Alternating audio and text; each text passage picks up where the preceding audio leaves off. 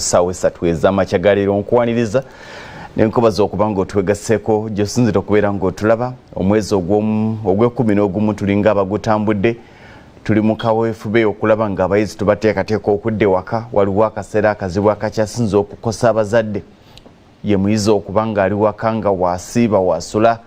ebiseera ebisinga abamu ekibatwaza abaana mu masomero mu bisulo kwekendeezaako ku expenditure ye ya buli lunaku naye abakulu baatugamba nti nga 25 omwezi guno tugenda kuba nga abayizi tubajjayo tubazze waka kitegeeza nti tusigaze ennaku ziringa 9 oba 8 awo okuba nga ate abayizi tubazze waka mu luwummula bingi ebiri mu ggwanga erya Uganda n'ebiri wabweru wa Uganda we bwazibidde mu ggwanga erya Poland emirambo ebiri gye gyagudde Russia yanyugunyiza ebizuuka ebikompola byayo ne bikuba eggwanga erya Poland okakana nga abantu babiri bafudde amawulire agavayo teganategerekeka Russia ekyabyegaana newankubadde nga Poland yennyini abakulu bagamba nti bannaye emizinga egyakuba ekibuga kyabwe kya Pezodo gyabadde giraga nti nkola ya Russia ate nga tewali wala ugisobola kuba nga gyavudde mu kaseera ke kamu ng'ekitundu ekyakubiddwa kiri ku nsalo n'eggwanga erya Ukraine kitegeeza nti babadde bakuba Ukraine emizinga egimu ne giwaba ne gigenda mu ggwanga erya Russia ne pulezidenti w'eggwanga erya America Joe Biden yavuddeyo n'agamba nti bannange Russia yeetumiikiriza yakoze ekyobuwemu n'ekuba eggwanga erya Poland eritabiriimu naye tugenza okutuuka ano ng'abakulu bali mu mukago bali mu lutulo lwa G20 yabadde ayogera n'abakulu ab'enjawulo mu babaddemu kwekuli ne pulezidenti w'eggwanga erya Bufalansa mwennyini Emmanuel Macron ssabaminisita w'eggwanga erya Bungereza Rishi Sunak kwoteeka ne pulezidenti wa commission eya European Union Ursula von der Leyen be bamu ku babaddewo ng'agamba nti twetaaga okubako ne kye tukola okulaba nga oba oliawo tukkakanya obusungu obukolebwa eggwanga erya Russia ku mawanga amalala tebakyakinuuliriza ggwanga lya Ukraine lyokka kubanga kati ebizuuka byakubye n'eggwanga eddala naye nga yo Russia ekyabyegaana egamba nti bannange nedda emizinga tegyabadde gyange era sinnakubako ku Poland wabula nga abantu babiri baafudde Poland eri ku nsalo n'eggwanga erya Ukraine wabula emizinga gino kubwa ate mu kaseera ke kamu Russia yabadde emaze okukuba ebibuga bya Ukraine ebyenjawulo nga n'ekibuga Kiev ekinyugunyizaako ebizuka era ebizimbe ebiwerako byayonooneddwa ng'emizinga egyo gyavudde mu ggwanga erya Russia olutalo olwalowoozebwa nti obaoliawo lugenda kuggwa mangu lulabise okuba nga lufuuse namulanda okukirako amabeere g'embwa lwatandika mwezi gwali gwakubiri ennaku z'omwezi zaali nga 24 Russia egenda okugenda mu ddwaniro ng'ekimanyi nti bagenda kulwana ebbanga tono wiiki nga 2 wiiki 3 babeere nga batuuse ku buwanguzi badde waka naye ku lwaliro bw'otunuulira omuwendo gw'abantu abafiiridde mu lutalo luno bw'otunuulira ebyenfuna ebikoseddwa olw'olutalo lwa Russia ne Ukraine bw'otunuulira buli kimu ekigootaanya oyinza okukkiriza nti bannaye ebyenfuna bigootanye lwa Russia naye nga babakulu bagamba nti bakyalina okukuba mu kaseera kano bava ku Donetsk ne Luhansk ezasooka okutunuulirwa baagala kwongera kufugaza abamu bagamba nti Russia nga yo kati okudda ku butaka kugamba nti olutalo lumaze bijja kirabanga ewanguddwa y'ensonga lwaki olaba embeera ekyali bwetyo nga bweriwo ku lwaliro mu ggwanga eryo erya Ukraine okusinga erikoseddwa naye nga n'amawanga amala okulinaga Africa tukoseddwa kyekimu naddala mu byenfuna ensimbi ezimu ezavanga amawanga g'abazungu okubanga zituyamba ate bazidivertinga bazitwala mu lutalo okuyamba eggwanga erya Ukraine abantu abali mu kubundabunda abadduse mu Ukraine nga bagenze Poland bagenze mu mawanga amalala g'okumulirano kati be bali mu kuyamba emmere food shortage eri mu kizibu kya nsi yonna naye nga bakiteeka ku ggwanga erya Russia ne Ukraine olutalo oluliyo olw'ensonga nti bw'otandika okutunuulira ekiyitibwa eŋŋano Ukraine okubanga eri mu lutalo bino byakosebwa bw'otandika okutunuulira ebyobulimi ebigootaanye olw'olutalo oluliwo kubanga tukimanyi bulungi nti eggwanga erya Russia limu ku mawanga agabadde gasinga okuvujirira enteekateeka y'okukola ebigimusa ebyeyambisibwa mu mawanga agasinga obungi kakati kino kyonna oyongera okissa ku lutalo nti enjala gye twogerako esibuka ku lutalo olwo ebyenfuna ku lutalo olwo okulinnya kw'ebbeeyi y'amafuta newankubadde nga abamu babisaamu nnyo ebyobufuzi naye nga ekitundu ekimu tosobola kubanga obuusa amaaso olutalo lw'eggwanga erya Russia n'eggwanga erya Ukraine tulinze kulaba abakulu bakyatudde mu G20 olunaku olwaliro President Joe Biden lwayogedde ku makyagaliro tulinze kulaba ki ekigenda okubeerayo ki ekigenda okuvaayo jjukira nti akakiiko aka European Union Council kasuspendinga dde eggwanga erya Russia ku nteekateeka ezimu nga bagamba nedda tetusobola kubanga tulina memba ate yeeyisa mu mbeera eri ngaeyo jjukira nti Russia egatta ssemazinga bbiri egatta ssemazinga owa Bulaayi Europe n'egatta ne ssemazinga owa Asia kakati eno balinga go basibira ekikookolo era amawanga mangi agali ku luuyi olwa Bulaaya tegakkiriziganya na kya Putin ebintu byakola. Amawanga mangi agali ku luuyi olwa Asia nago ate agamu gasala deddiro gagamba nti bannange ekimala kimala tukoseddwa ekimala, naye omusajja Putin akyayogera nga ye agamba nti ebyange tebinaggwa. Volodymyr Zelensky omukulembeze gw'eggwanga erya Ukraine naye akyawira agamba nti ke kaseera yabadde ayogerako n'abakulu abamu ng'agamba nti bannaye mwongere okunkwatirako embeera gye tulimu ngaffe eggwanga erya Ukraine tukyetaaga obuyambi obumala. Kirabika okuba nti oba oliawo olutalo lutukosezza mu byenfuna, mu byobulamu, mu mbeera z'abantu eza bulijjo n'omuwendo gw'abantu abafuluma eggwanga lyange erya Ukraine okubanga bagenda mu mawanga malala gweyongera, naye ng'ekimu ku byasaba bwe buyambi obw'ebyokulwanyisa ngaga nti kyetaaga okubawo ekikolebwa okubanga tumala Russia ejjoogo. Russia oyinza okugamba nti ekusezza nnyo Ukraine, wabula ne Russia ng'eggwanga lifiiriddwa ssente empitirivu, lifiiriddwa abajaasi bangi, lifiiriddwa ebyokulwanyisa bingi bye bataasuubira kufiirwa bwe bali nga batandika olutalo lwe balimu okulwayo. Lwatandika mu mwezi ogwokubiri omwaka guno ng'ennaku z'omwezi 24 kati ogenda okubalamu tugenda myezi 9 ng'abasajja balwana, tugenda myezi 9 era gizija kuwera ng'ennaku z'omwezi 24 omwezi guno ogw'e11 abasajja nga bali mu kulwanagana. Tewali amanyi lunaakoma ddi, bangi baali balowooza nti oba oliawo tugenda kulaba ssematalo owookusatu, naye ekimu ku kyalemeseza olutalo luno okubanga luyingirwamu obutereevu amawanga nga Amerika, Bungereza n'amawanga amalala nga Bufalansa kwe kuba nti Ukraine teri kitundu ku NATO mu butongole,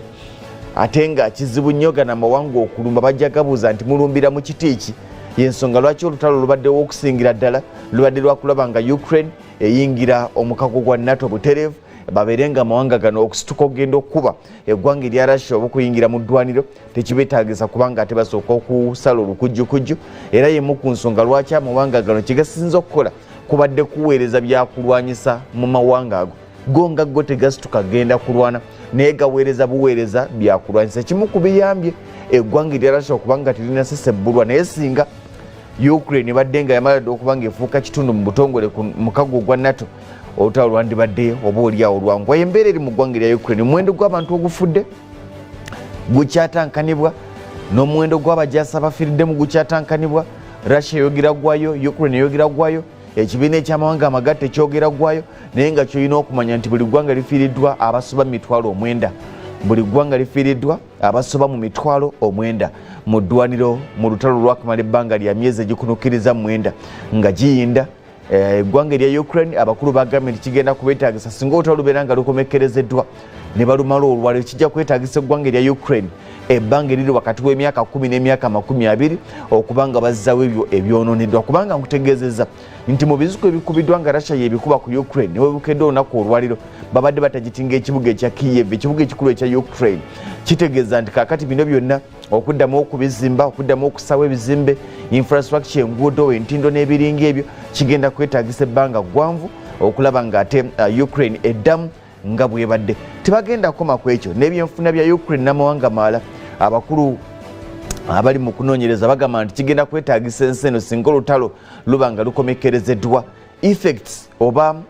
ebivudde ku lutalo luno ebikosezza ensi eno kigenda twalira ensi eno wakati w'emyaka 5 n'emyaka 10 singa baba nga tewazzeewo olutalo lulala lonna okuddamu okuba nga beetereezezza bulungi. Effects ebyenfuna ebigootaanye,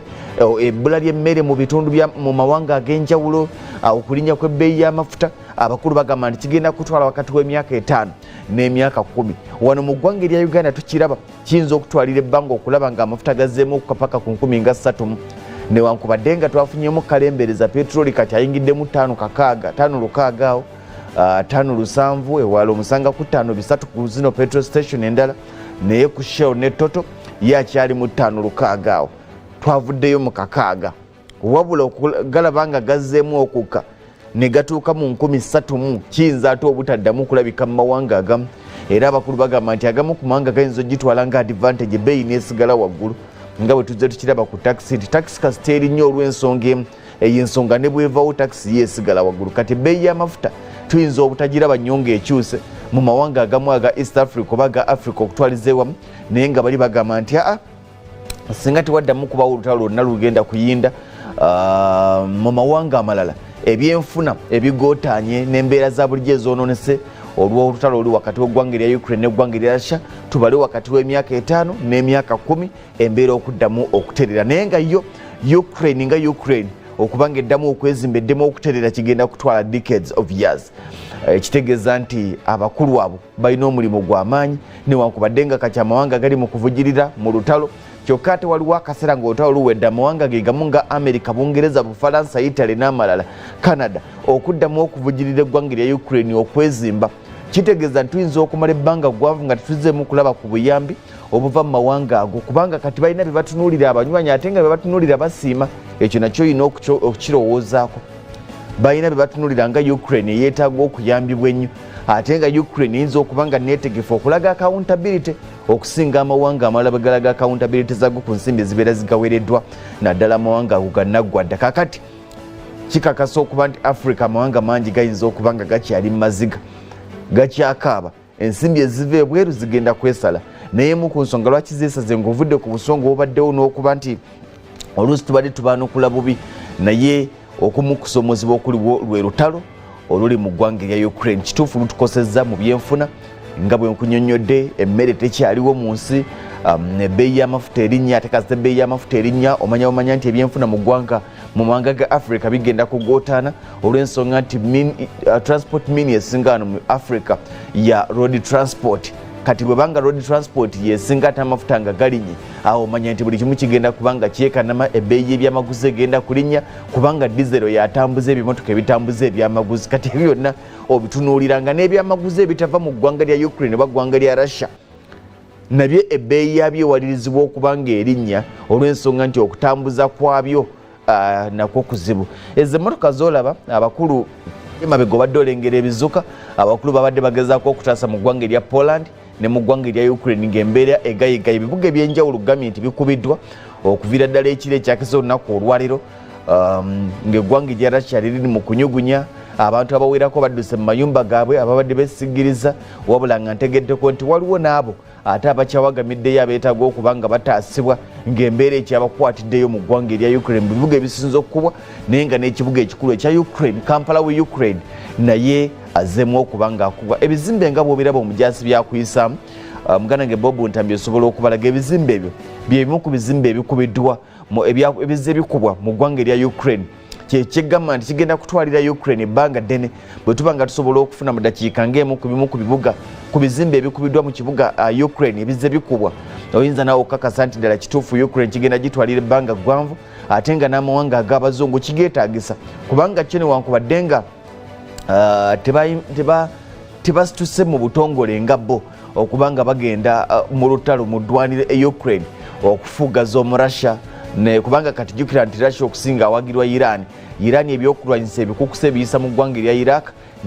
nesobola okuba nga ebituusa ku ggwanga erya Russia naye kati bano okusinga babiyisa Poland era kigambibwa nti yemu ku nsonga lwaki omu Russia akubye Poland abadde agikuba kugyesasuza kubanga ne drone ziri enkubi ezaalumba ne zikuba enfo z'abajaasi ba Russia ezoogerwako zakolebwa Denmark bwe mbaseerabidde ndowooza vision drones oba drone visions be bazikola drone zaali 12,000 baziyisa mu ggwanga erya Poland. Kakati Russia alina akakuku kanene nnyo ku Poland kubanga akimanyi nti Poland omuzungu gwe yeyambisa okusobola okuba nga atuusa obuyambi obw'ebyokulwanyisa n'obuyambi obwa bulijjo ku musajja omu Ukraine. Kati awo oyinza okumanya ensonga lwaki Russia wadde egamba nti tetunabakuba wadde egamba nti biwabye naye eyinza okuba nga nakyo ekikozesezza kasonso kubanga gwe mulundi ogusoose ku bizuka Russia bezzeekuba mu ggwanga erya Ukraine gwe mulundi ogusoose okuba nga ekuba eggwanga erya Poland. Kati awo oyinza okumanyemu ku nsonga lwaki tebasobola kubanga bagiviirako awo naye ng'omusajja Vladimir Putin akyawira ate ng'alina n'abamu ku banywanyi mu ggwanga erya Russia abakyagenda mu maaso n'okumuwagira newankubadde nga amakampuni agasiba mu 10 tugenza okutuuka ku lwaliro nga go gamyumyula mu ddengu zaago ne gafulumya ebibuga ebya Russia ebyenjawulo gye gaali gakolera zimu factory zimu kampuni zaggalawodda nga zigamba tezikyasobola kuba nga oba oliawo zikolera mu ggwanga eriringa Russia. Yembeera eriwo ku lwaliro mu ggwanga eryo erya Russia mu ggwanga erya Ukraine mu ggwanga erya Poland America eyogedde n'amawanga amalala ag'enjawulo googedde newankubadde okwogera kwabwe kuyinza okuba nga kugenda kuyamba kitono okuggyako nga basitusi ne babako ennongoosiriza ze bakola mu tteeka erirungamya amawanga agalina NATO geyina okuyamba mu tteeka NATO kwetambulira naye kiyinza ogibeerera ekizibu y'ensonga lwaki wawulira nti ne Putin bwe yamanya nti enteekateeka eziriwo zonna kwe kulaba nga bayingiza Ukraine mu mukago gwa NATO yamanya ekiyinza okuddirira era n'akirwanyisa nnyo kwe kulabula NATO kwe kulabula Ukraine nti wandibadde mugezi ne weesonyiwa okwegatta mu mukago gwa NATO singa osigala ng'okikoze tugenda kwongera okukambuwala kubanga akimanyi nti singa Ukraine egenda butereevu mu NATO abo babeera bagenda kukuba Russia watali kugamba kirala kyonna kubanga Russia eba ekubye memba wa NATO y'ensonga lwaki waliwo okutya okwo naye nga mbadde nsaba ku bimu ku bifaananyi ebiri mu kibuga Kiev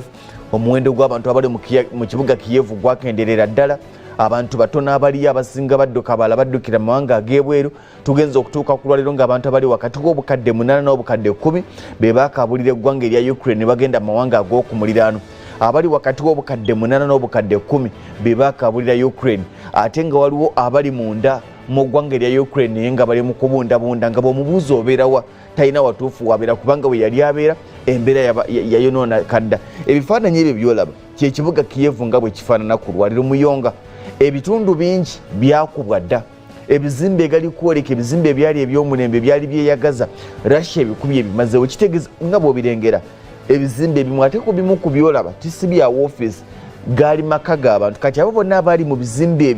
ebyo nga mwe basula bali mu kubundabunda abamu baafuluma eggwanga ne bagenda mu mawanga nga Poland n'amawanga amalala nga Belarus naye abalala ate bakyali munda mu ggwanga eryo abamu badduka mu Kiev ne bagenda mu bubuga obulala obw'omu byalo yaleeyo abalala bakyali mu babundabunda b'obunzibunzi y'embeera eriwo ate abandi abaali abantu ba bulijjo embeera yabawaliriza okubanga bafunamu ka training akatono ezo zimu ku zaali zi electricity plant power plants zaakubwa dda kati amasannyalaze mu bitundu ebimu oganoonya nga togalaba kikiri kige nti abasajja baga nti newankubadde ng'olutalo luwedde kigenda kubeetaagisa emyaka okuddamu okwezimba nga Ukraine eddemu okweyagaza era tuyinza okumaliriza nga n'abantu ba bulijjo abamu tebasobodde kubanga bakomawo mu ggwanga lyabwe ng'embeera bakwatiddeyo gye baagenda nga bw'olengera embeera bwetyo bweri ekyo kyali kibuga ne ku njegoyego zaakyo kyakubwa dda omurasha bwe bityo bwe biri eby'olutalo terunaggwa gavumenti ng'ennaku z'omwezi 24 omwezi guno gwennyini ogw'11 tugenda kuba tukonola emyezi 9 yes gijja kuba emyezi 9 olutalo gye lwakamala nga luyinda lwatandika nga 24 omwezi gwali gwakubiri ndowooza mbaze bulungi emyezi 9 nga balwanagana naye nga buli sayidi efiiriddwa mu byenfuna mu bajaasi na oyinza okugamba nti Russia yeekosezza nnyo Ukraine kubanga ekubye amakampuni ekubye amaka ekubye ebibuga ekubye ebizimbe naye ate ne Russia ekoseddwa lwaki nti amakampuni mangi gadduseeyo ne gavaayo ebintu byayo bye yali etunda mu mawanga amalala babisaako envumbo nakyo kyongera okukosa ebyenfuna byayo nga Russia naye Putin yaga nti siina kyenfiirwa mu ggwanga erya Rwanda mawulire gabadde gatambula bangi bavumye omubaka Gamariel Mbonimana ono yalangiridde naga nti bannange ndekulidde olwa lunaku lwa Mande